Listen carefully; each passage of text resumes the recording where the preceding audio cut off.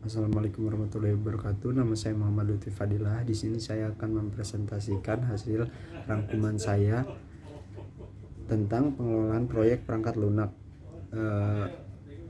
Yang pertama ada struktur pelaporan dalam menangani kelompok proyek peningkatan produk.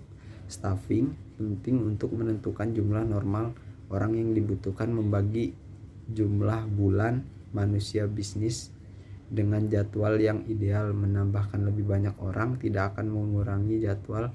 Membuat rancangan kepegawaian pekerjaan yang dibutuhkan untuk usaha. Merinci struktur catatan lebih banyak rekan akan menghasilkan lebih tak terduga dan dapat menunda penyelesaian proyek. Saya akan mencontohkan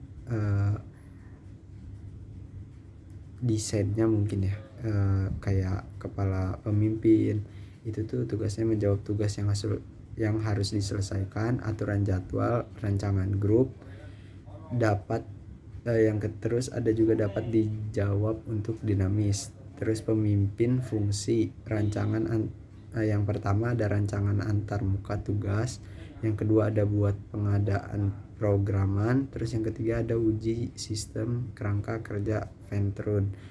Terus ada juga pemimpin teknik, itu yang pertama tugasnya merampingkan proyek pemrograman, menjalankan pemrograman untuk pengguna proyek. Terus yang ketiga mendukung penguji dan pengembangan. Terus ada juga peningkatan jadwal, memanfaatkan efek samping dari semua siklus pengguna waktu proyek masa lalu untuk memutuskan awal dan akhir usaha. Sering ada beberapa penekanan dari semua ukuran pengguna waktu tugas sebelum rancangan usaha diselesaikan. Tujuan definitif kemajuan jadwal adalah untuk membuat rancangan usaha yang masuk akal, yang memberikan premis untuk memeriksa kemajuan proyek untuk pengukuran waktu usahanya. Terus ada juga estimasi pemrograman strategi penilaian DAM. Ukuran pemrograman cukup sulit untuk diputuskan. Ketika kita membangkitkan ukuran peningkatan pemrograman dan pengembangan struktur, mengembangkan struktur agar mudah untuk diputuskan, misalnya dengan batas-batas wilayah, daratan, luas, dan jenis material. Meskipun demikian, mungkin sebagai ajudan kami, pemrograman dapat diperkirakan dalam kilo baris kode KLOC atau baris kode program dalam jumlah besar. Namun sebagai penyidik atau pembuat produk, kami akan secara teratur berjuang dengan kemajuan pemrograman sedang hingga sangat besar. Kemudian ada investigasi bahaya. Bahaya adalah sesuatu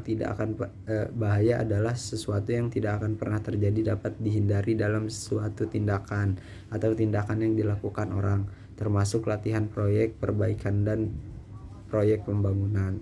Jadi supaya lebih hati-hati aja sih. Terus yang kedua ada bahaya dinamis. Nah, bahaya muncul dari perubahan di area publik. Bahaya dinamis bisa murni atau teoretis. Kemudian ada mungkin satu lagi, ini ada konfirmasi kualitas programan. Konfirmasi kualitas programan atau SQI adalah tindakan definisif yang diterapkan pada keseluruhan ukuran pemrograman. SQI pendekatan administrasi kualitas inovasi program komputer yang sukses dalam kurung teknik dan perangkat.